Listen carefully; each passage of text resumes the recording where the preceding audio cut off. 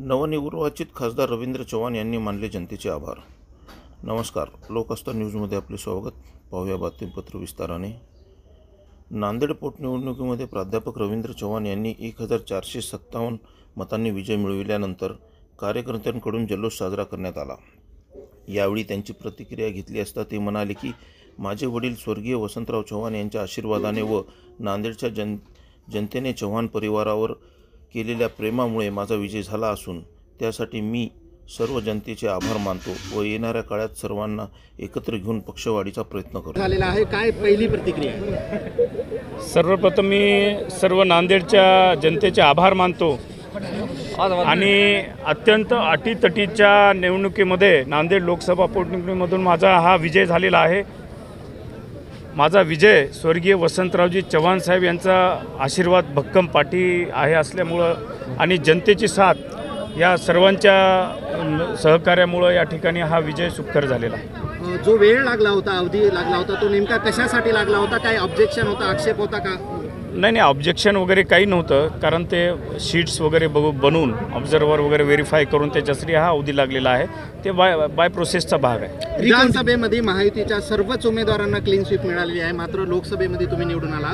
काय विजयाचं गणित होतं? का असा फरक झाला? कारण विधानसभा पूर्ण नाही, आपण जर बघितलं की नांदेड जिल्ह्यामध्ये विधानसभेच्या सर्व जागा ह्या महायुतीने जिंकलेल्या आहेत, पण या ठिकाणी जनतेने मला लोकसभा पोटनिवडणुकीसाठी मतदान केलं आणि मला वाटतं की हे लोकांचं एक प्रेम आहे चव्हाण परिवाराविषयी, काँग्रेस पार्टीविषयी.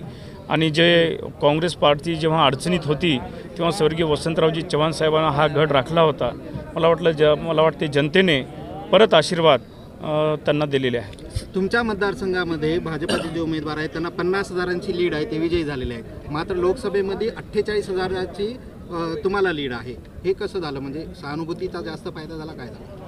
नाही, सहानुभूतीचा फायदा म्हणण्यापेक्षा जनतेने ठरवलं होतं की लोकसभेला काँग्रेसचा उमेदवार या ठिकाणी विजय करायचा.